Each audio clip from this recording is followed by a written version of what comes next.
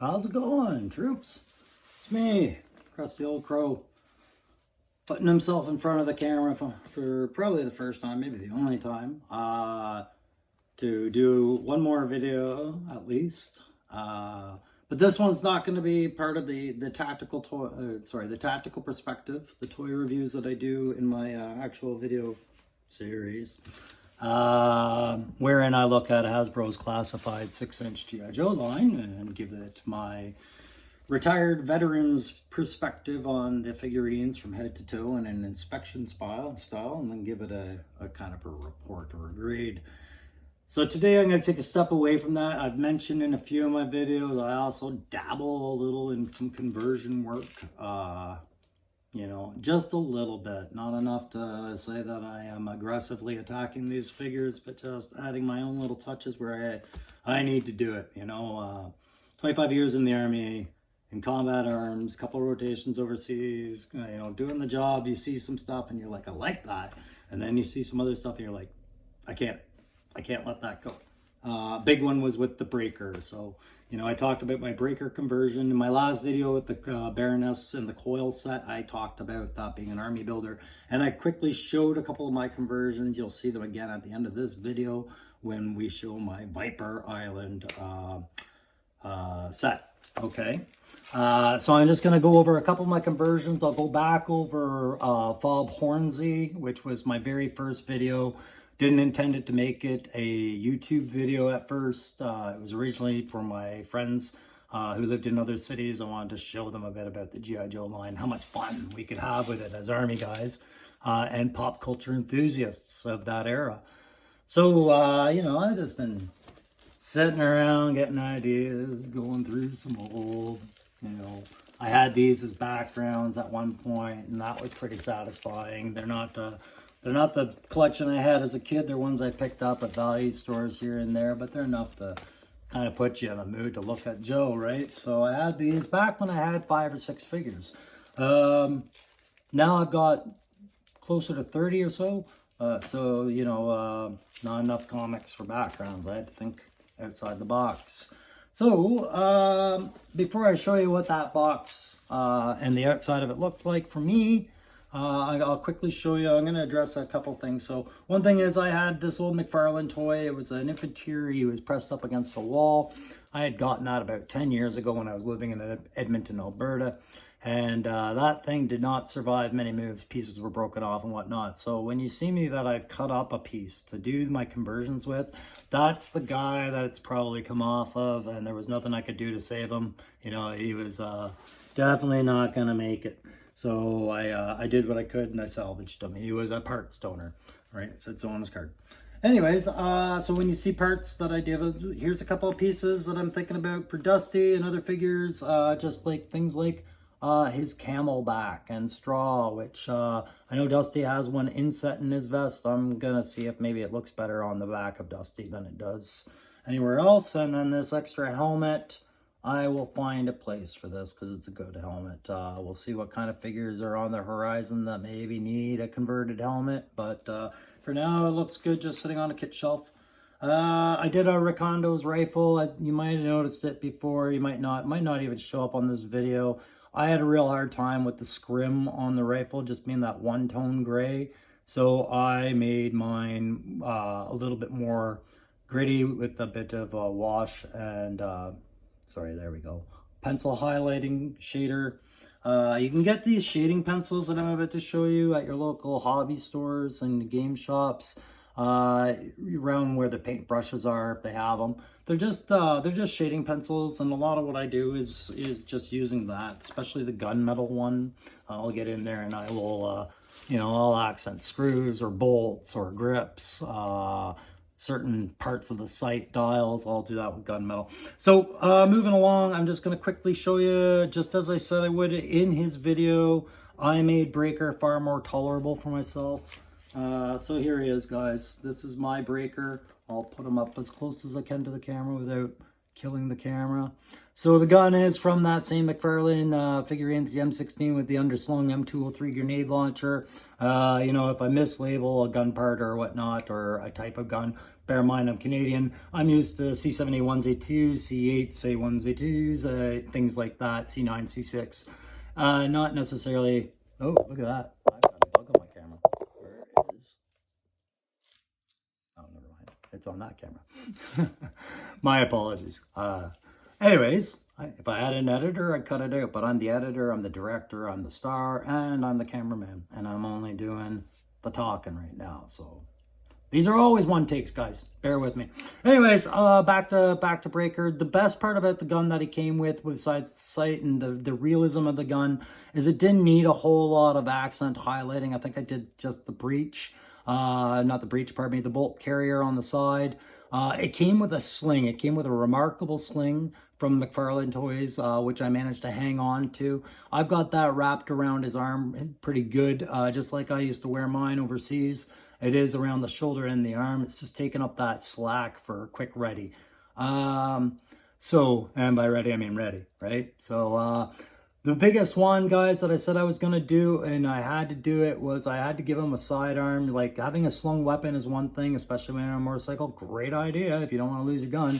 But the holster here that I've got on him was another, can I get that in frame? There we go. That's another salvage piece. It is a rubberized piece of plastic, so if I take the pistol out, you'll see it kind of wobbles in place, but it's glued on really well. When I did it, after priming it, I noticed it was a bit sticky the way the primer reacted, but that was mitigated by adding just a bit of paint, dry brushing, wash, and then another dry brush after, and very flexible, very... I'm very glad I did it. It's a good piece to have on there, I think. Anyways, we'll get that done. That's Breaker. The big one was the scarf, guys. This is Snake Eyes scarf. I don't see why Snake Eyes all in black needs to cam up even more with a scarf, but, you know, maybe he had a chill. But this is his. What I did with this is I basically gave that a wash with some Citadel Earth Shade, and then those pencils again. I used about 3 or 4 different types on there, finishing off with a sepia.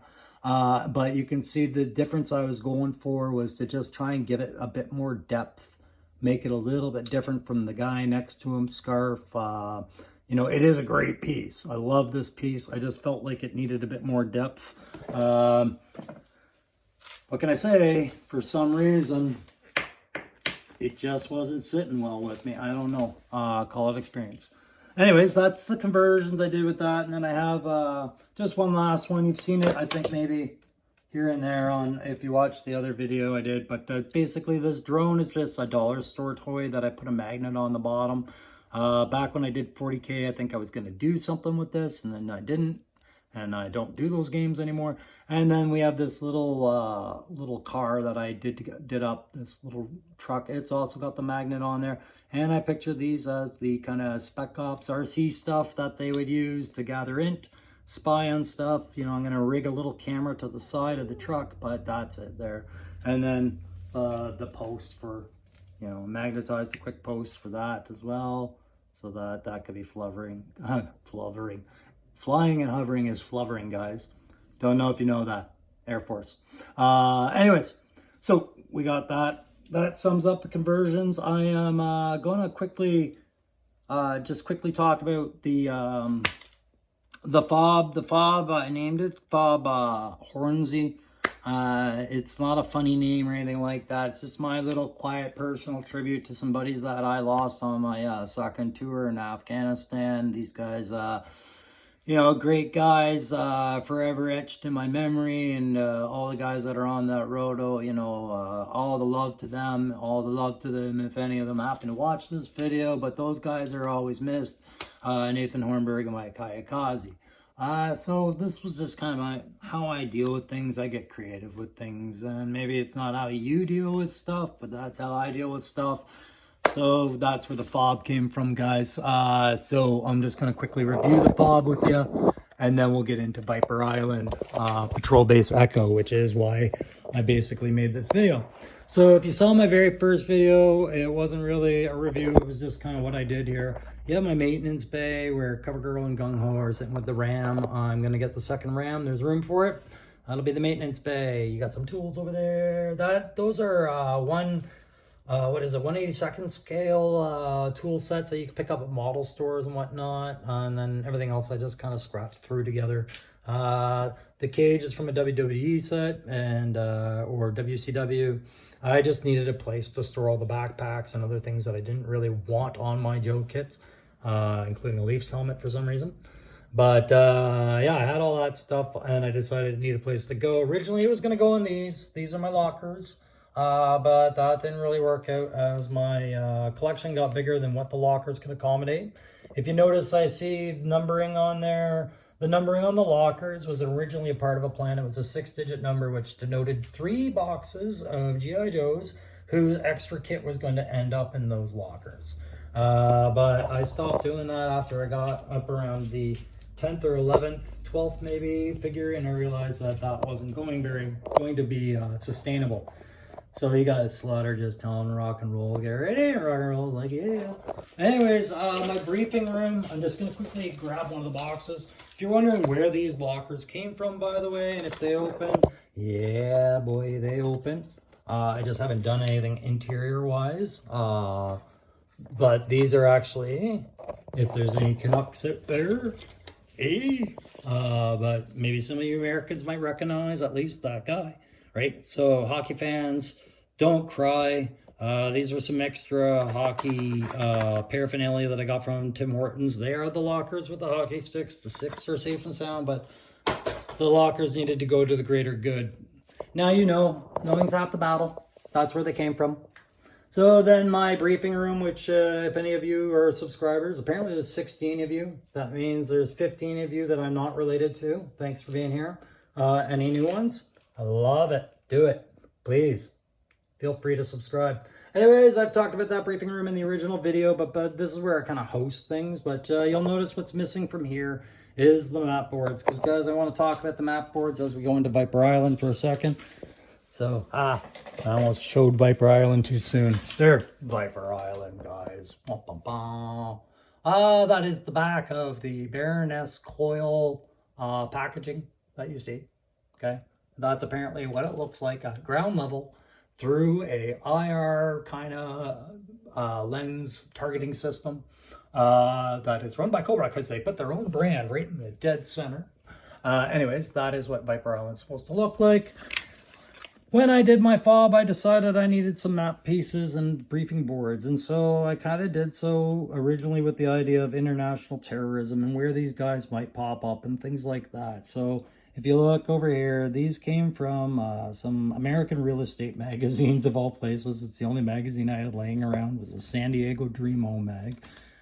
So I cut it up and I did some stuff with it. And, you know, I took these innocent looking real estate agents and turned them into a bunch of sinister CEOs and businessmen, you know, part of the objective. Anyways, that's what the one brief was. The second board gets more into another mission and talks about places around near a shoreline and shipping ports and a larger city in the background. And then you have the bigger players, which I, you know, just like with the last board, you know, major players, they all get the playing cards, you know. And then if you see the little Ouija thing, that usually means that that person's been dealt with or offed or whatever. Yeah, I think of the Grimm stuff sometimes too, but you know, so that's how I kind of picture it. I pictured that was probably going to be Firefly right there, you know, something like that. Anyways, and then you've got your target locations, your TAIs, your target areas of interest, known named areas of interest, and then maybe a boat they got to look out for. The last map board, if you were ever wondering, was a urban ops style assault plan that would talk about how 3 teams would take out these small little housing or layouts and where they're moving, where the suspected targets are, and where the confirmed whatever. You know, I'm not using my map symbols correctly on this because I didn't feel like it. I felt like something simpler. And then you got your patrol reports and your equipment sign out sheet and all that other crap. All right, so that covers why I wanted to do these boards, was because all this time they've been briefing. You know, I've been also building my Viper Island set piece in the background. So let's go to this map. So this is the Viper Island here. You can see it's actually a substantial area. It looks more like a small coastal city than anything. Definitely easily went under the radar of all the nations and popped up in the middle of Pacific, Atlantic, whatever. That's what you get in the Cobra coil set. So I'm just going to actually finish my map brief with this one. This is the other box, the other better picture of Cobra Isle. You know, most of the other reviewers hated this box because they felt like this was a senseless waste of time, but I felt like this was a message. So this is your, where they want you to imagine Tiger Force and all your other guys fighting, right, is on Cobra Island, which if you look is it's definitely like a menacing Kong Island, Evil Island, Bond kind of feel to it. But it is a large, massive cove rock formation with a volcano. One might suspect there's actually a larger volcano underwater somewhere. But they show you all these defensive, not defensive, but the main target areas, right? Like the plantations, the dams, you know, a processing plant or whatever that is, the radar communications arrays, you know, the docks and all that. But what stood out to me was I wanted to have some deployment zones, like areas where the Cobras would deploy their boats and their water moccasins from, or their pods, or their fangs, or anywhere. Just show me that. But I didn't really see a whole lot of it there. I think, yeah, I'm not sure what some of these areas are. But what I did see was I saw, as a recce guy, kind of where would one lead the assault if you were going to take this? And I would be dropping guys off in some of these less observed areas, bit by bit, to amass forces into a staging area or multiple staging areas for a multi-prong assault on this area. You know, like that's kind of just what we were getting at. And I decided that I would focus on what I call Patrol Base Echo, which is going to be sitting, pardon me, where did I say it was? Right down here, Patrol Base Echo. Right where the box gets really shady, at the tip of this cove on the left side of that little river. Just where it gets really dark in there. That's where I picture my Cobra Island. So I'm going to now move that over there. And we're going to get to my Cobra Island now, which you can see is right here. So, guys, sorry, I'm going to get that lighting out of the way. And then we're going to go step by step through this. Okay, so there we go. That is my Cobra Island set piece. It's taken me about a week or so to put together. The idea was that it sits on that cove. It is a patrol base that probably has been sited, but not really built up beyond throwing a hangar and the supply lines in there, but will be built up a more formal position in the future. I kind of wanted to make it look like a Thailand Pacific kind of feel to it. So you'll see some things where you know, the bamboo is probably a dead giveaway that I wanted to do something like that. There's the Buddhist kind of statue in the middle of it, Zen kind of feeling. But I wanted this to have the potential for when I actually get one of their flight pods or two, to have somewhere to put them that made sense. I am leaving out certain parts to this. I did this as a modular, more or less modular piece. But one of the things that you can't really see that well unless I bring it up more is there is a Cobra under there. It's really hard to see. And I can't lift the grate anymore because of the, I have obstructed it. But I did do a Cobra symbol. It's one of the only Cobra symbols you're going to see on there because, again, this area is not built up. But I had to do kind of a cavern because I pictured this tucked into the side of a mountain right along the edge of a river. So this actual piece came from, I think it was a Matchbox playset for cars. I did have a Hot Wheels collection going at the time, but I scrapped that to do GIJoe, and this seemed like a better spot. So you had that. So I'm just going to go from shoreline in, and as we go, you guys are going to watch me play because, no, not play. Stage set. I'm going to set the stage. And you'll see me put figures in there, certain places as I talk about some of the things I've done or maybe feel a little proud of as we go. So right off the bat, we're gonna go over to the fire position. So this is a fire position I made out of some clay. I had a problem. You can see these are sandbags. I'm trying to do a couple more washes to give them more depth, but as you do and they get wet, they get a little, and then they got to dry again, right? So, but thing about sandbags is every now and then you got to show that they are tied off and not just big globs of rectangular blob.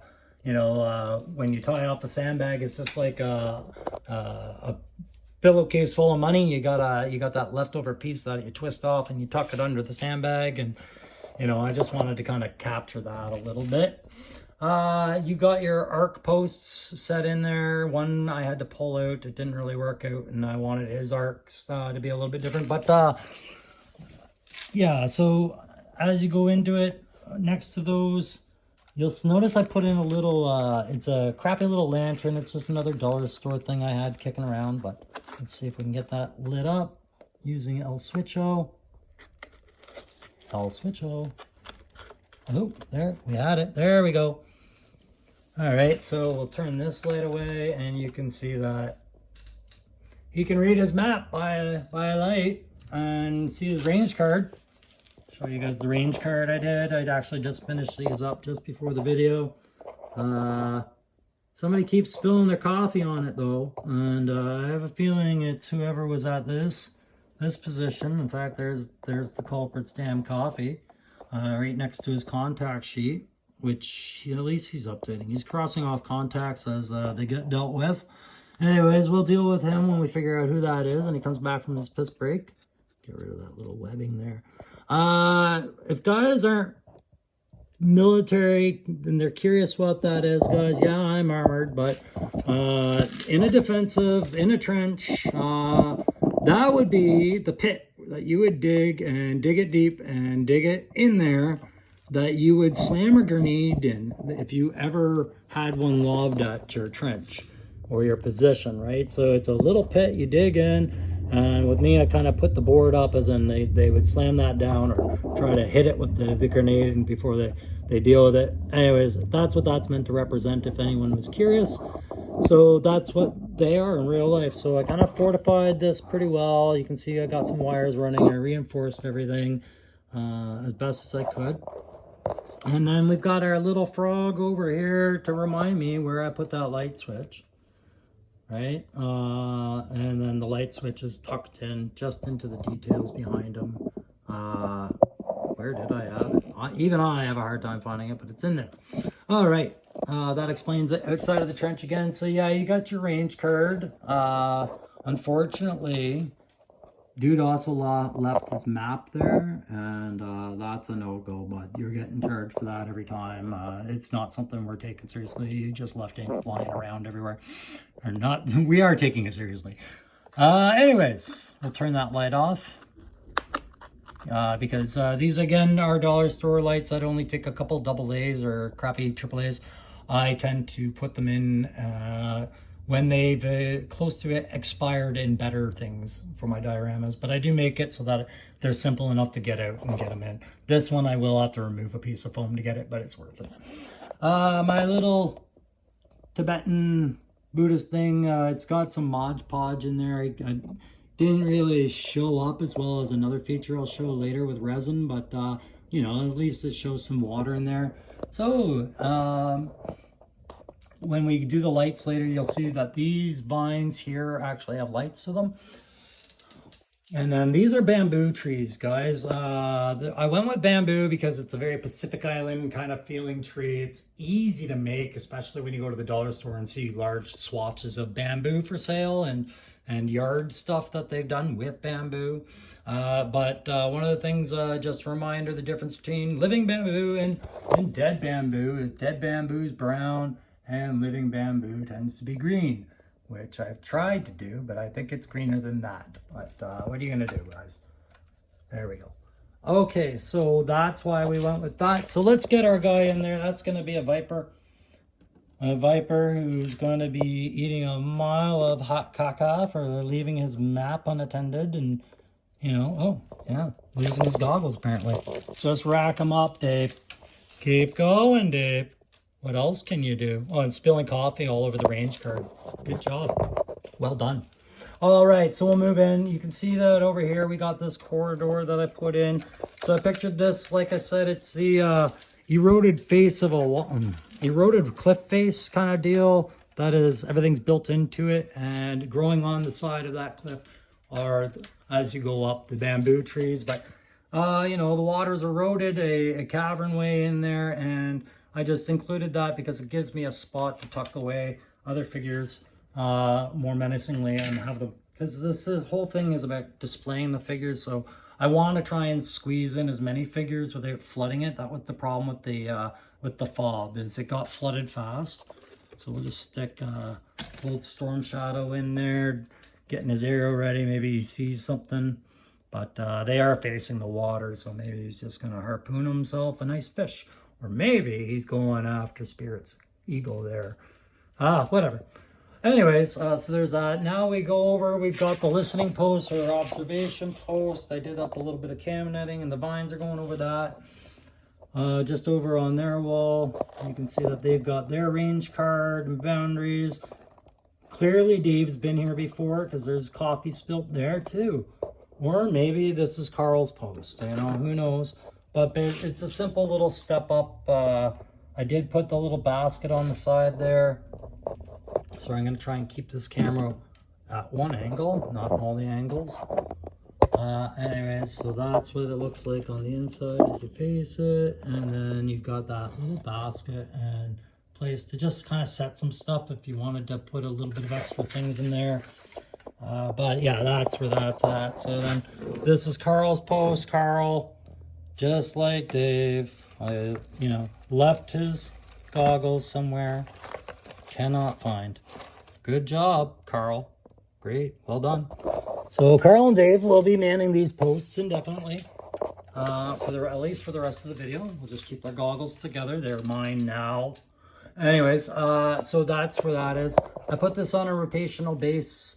You can definitely see that I tried to make like a bridging kind of rock. It's not meant to be a footbridge. It's just more like rock eroded differently here. You got the plantation vegetation. So this stuff, guys, is just polystyrene. I'm sure you've seen it in other videos. It's that pink insulation you can pick up at hardware shops. Cheapest I can get this right now is about 35, 40 bucks a sheet, but it was more than enough to do this project. We'll just try to pull that in a bit closer now. As we go, there's more vines. We got this little pouch of real estate over here. Just in there, that's the cut between the rock and the eroded OP rock kind of deal there. You can see how they're not connected. They're given away. It's I kind of picture like a Halifax coast or England coast, but definitely a Philippines where you got that rock face and everything's eroding out of it.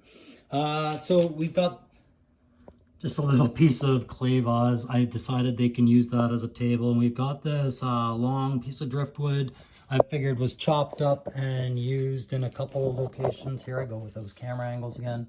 So that same piece of driftwood is over there and there. And you can see that back at the fob, when I had my set pieces, if anybody was sitting down and they didn't have a chair, this is usually what they were sitting on. That just all came from a walking stick I had. So that pretty much covers the lower level. Up here, I'm going to do that second to last. We've got the up top here. These are just some plaqueboards I made just to kind of fill space, add depth, add detail. Simple enough to make. Just popsicle sticks, stir sticks, or and some wooden dowel. But you can see basically a little alcove. I picture I'm going to put some barrels or crates in there, kind of a stocked up kit area. And that leads off to the side, and you're to presume that there's a trail off that way. As you go up, you know what?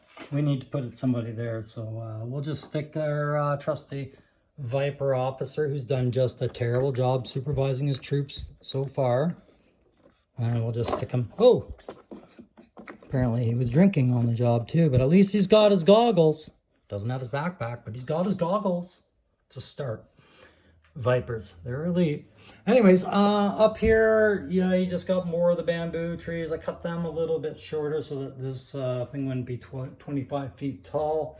And for this one, I'm going to probably stick in one of my conversions. If anyone watched the Baroness video, you'll recognize this one. This was the Yelena Belova kit bash I did between my second Baroness statue and her figurine and her. From Marvel Legends. Anyways, I've done her up with her Dragunov, and I've decided that she is going to be known as Asp for now, unless I find out that that name already has an action figure assigned to it. Whatever, it's my world. Rules don't own me. And so we come out from Asp, and you know what, while we're down looking at that area, I did say we were going to set Hood somewhere. Let's go back down here and let's just put Hood leaning against the rocks or something. And that's Hood, the other outcome of my conversion kit kind of thing. So we got those two set, and then we're going to go back over to what I said would be a flight pod hanger at some point, but it can be a lot of different things. That's why I left it open and I left it raised. But when it does do the flight pod hanger, we got that little catch bar, block bar thing going on. We've got some place to store some extra stuff under there. You can kind of see the red glow of the Cobra emblem there. But over here, I think we're missing some stuff. So I made some extra set pieces for it. And it's just a matter of what we want. So, you know, like, I could get away with putting some Hesco Bastion in here. Anywhere, really. But I think I'm going to keep it right up over there, maybe. Just a little bit of Hesco Bastion. And then behind that, maybe, we'll put this computer station I made. Just a couple of extra pieces that I had from other game systems that I recently just walked away from or just had lying around bits. But I figured that's a good little terminal. And you know, looks kind of good next to that. I'm just calling that a generator. That's just a recycled container. It's plastic and hollow and empty inside, just like my soul. Right, so but you know, we do that. Those little barricade things on the top are from Star Wars Legion. You know what though, that definitely looks like an operator station, so let's get an operator in there. Let's put that Baroness in there. Just like I talked about in my Baroness video, I gave her that second knife. She is a twofer fighter, so we'll just stick her back in there. She looks pretty good over there. That's good. But, you know, this Hesco Bastion, not loving it there. I'm going to move it back. Yep, move it back. Because I want to add in a bit more stuff that I made. So we'll get these pallets in there. Some, you know, we're just trying to add some depth and realism. But I'm also just kind of showing you just what to occupy the space in the meantime with. It's just whatever, right? But it makes sense. Okay, so this is a piece I'm working on right now. It's the searchlight. Again, it's just a dollar store light. But I built the harness. I just got to kind of tech up the side. I got to science the shit out of this. I got to put some stuff on there, but I put the handles on there just kind of remind myself that a dude's going to sit on there. But these are basically little $4 lights you can pick up at the dollar store that is magnetized to it. And it's not the heaviest piece. It does come with the magnetic plate, but and then there's a remote somewhere for it. But I'm going to turn that off right now. It's not done. It's just an idea of having a searchlight, right? They're staring out at a river. They're watching for hovercraft, and you know, maybe they're looking for the flag to try and sneak its ass up the river. Who knows? Anyway, so you got that kind of stuff going on there, but you know, it's missing. Half the reason I wanted this big thing up there was for, where did he go? My boy Scrap Iron and that awesomely scarred head. Whew. Man, did they ever nail that. I'll do a review on him at some other point, but other guys have nailed just how cool that is. But I got him looking out that window, or grating and everything. He's checking, he's looking for what's coming down the river. He's doing his part, but he's just nothing without this right now. So there's your Overwatch on the river, looking for the orcas, or sorry, the hovercrafts and whatnot. So you got that going, but it's still just missing a couple things. So I added a couple of things. I don't have them in right now because I wanted to think, I wonder if that will clear the drop pod and have at least a simulated foot or two of clearance for it to, you know, be explained as able to lift off from this, or if I need to do a pull-out bridge or something later down the line if I do get a couple of drop pods, or just one. I think one's going to be enough for that set piece. But I tried to provide as much space to fill so you can cram as many figures as you kind of need to. I wanted each key spot to have about room for 3 to 4 of these figures in it. That was about it. But definitely a couple little add-ons. Remember, if you watched the Baroness video, I talked about sci-fi guns, sci-fi explanations. I wanted to add a little sci-fi fun. So I did say how I thought this thing was a drone of some sort, capable of doing stuff. And that's in my sci-fi world, that's a drone deploying device.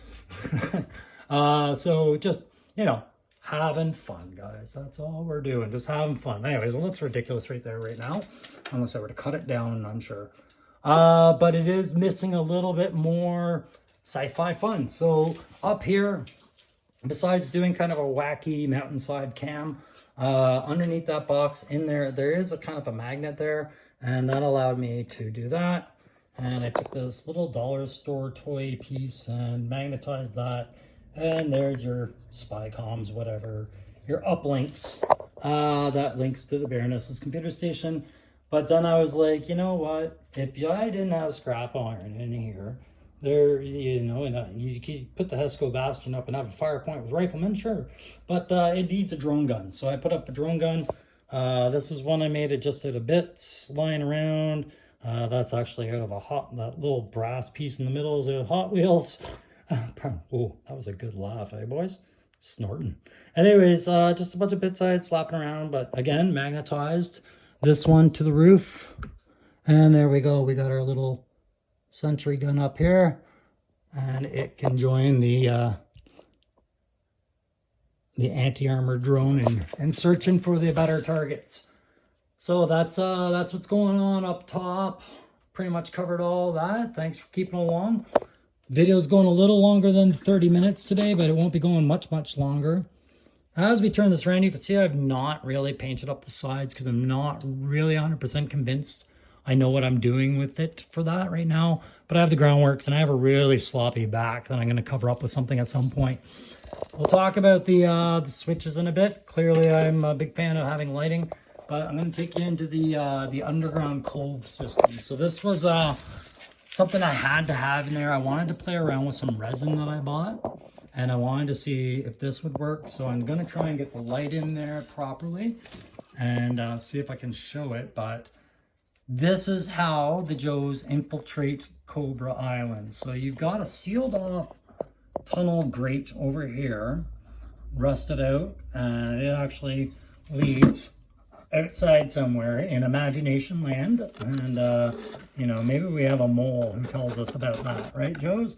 But there's a little cavern in there, and then I don't know if you can really see it, but I did throw some little crystals in there to kind of represent that there might be some dark energon in there, which is kind of something Hasbro's going with to try and merge their universes with Transformer, right? So we got the stalactites and stalagmites going on. We got the little, you can kind of see outside through that little holy hole. And then you can see the back. You can see the back of the listening post and everything. You can see the back of the hood. You know where you are. I haven't finished that roof yet. That will get done at some point. Just not a priority for a set piece, right? That you don't look up at, you look down at. But this is the resin piece here, and I'm going to try and shine a light to see if we can see our friend here. We got an octopus in there. I don't know if you can really see him now. Maybe if I try it. Ooh, that's terrible. No. You can kind of see the tentacles in there, but there is an octopus who is kind of blocking the way to the actual very shallow tunnel that leads out of there. But that is set in resin, and there's a couple of fish floating around in there. That was just me playing with some resin that I got on sale, and I wanted to see what I could do with it. But I thought it was a neat little play feature, and we're going to get back to it later. And then you can see that basically inside the cavern goes around, and then it comes out. Right? So you can kind of get in and out and out and in. Lots of little places to kind of stick stuff, put stuff, people, figurines. So overall, my objective was to give myself lots of room to put some Cobra stuff on their own little display and have some Joe stuff on their display later. I think I've accomplished that, but there's just something that doesn't feel right about having all these sloppy Vipers and everybody sitting around watching the water and then leaving nothing out here. Maybe they didn't take this seriously enough. Maybe they didn't really understand what was going on there. Who knows? But I think, like, in storytelling mode, we've got to make them pay for it. So we're going to have good old Torpedo sitting up there, having just come out of that pool of water. Maybe he's hidden his gear off over there somewhere, you know, somewhere to hide the gear. Or maybe that's the porthole that he's about to go and cut the lock off of and let the rest of the infiltration team in and deal with what's ahead. So we rotate this around. Are we going to clear everything? Let's see. Yeah. So again, guys, this is my Viper Island kind of Pacific listening post, observation post, and cavern system kind of deal. Can you actually see Torpedo through here? I think you can. If you look over Snake Eye's shoulder, I think you can. Oh yeah, he's there. Okay, one of the things I didn't do, I didn't turn on the light switches. Got to go back and do that. Oh my goodness. Why would I forget to do that? They were such a pain in the ass to put in. So yeah, I just put in 3. It's, again, dollar store lighting that I just didn't want to leave sitting around and not do anything with. So I'm going to turn this lighting off. I'm going to start with the cavern at the back. So there you can see I lit up that pool with the octopus in there better. You can see Mr. Octopus. He's got lights under there. He's got fish going on. I had a lot of bubbles in the resin. I mean, I'm learning resin slowly, doing all the expensive mistakes, and yeah, it's beautiful. I'm having fun. Anyways, and then you got some blue lights going on up here, whatnot, but they're actually meant for more. Oh, I buried them here, but you got some lights going up there. Let's get the Husco Bastion out of there later. Okay. And then up over here, there's the more of the blue light.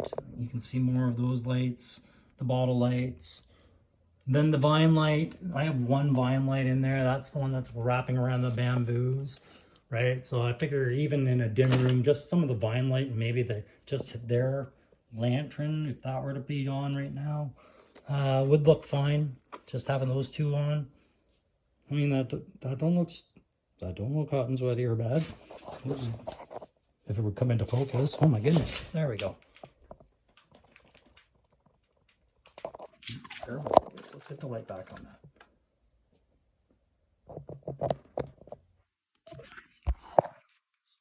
There we go. Oh my goodness. If I was going to edit, I would have taken the last 45 seconds of my life right out of this video when everything was so blurry. Sorry, gents. Anyways, that's it for now, guys. That is the Cobra Island display. I have been Krusty Old Crow. Thanks for the time you've taken to watch this video. Quick shout out if you like my videos. You're going to love the videos of Mark over at Saturday Morning Toy Collector. Kyle Peterson's videos. You're going to love those. Go check out Analog Toys. Tony over there, another veteran, Aussie. I believe he is, but he definitely does some great reviews of the market, the lore, the history, and the toys themselves. And who didn't I mention? Oh, Articulated Ninja. Definitely check out his stuff. There's another like-minded soul with some creative looks on things. So guys, I hope you I hope you liked the video. It was longer than the last one's, 45 minutes. I did show more. And after this, I'm going back to the Tactical Perspective toy reviews. So there is Patrol Base Echo 8 and the fob I've shown you and the other stuff. All right. I'll see you next time, guys. Thanks for watching.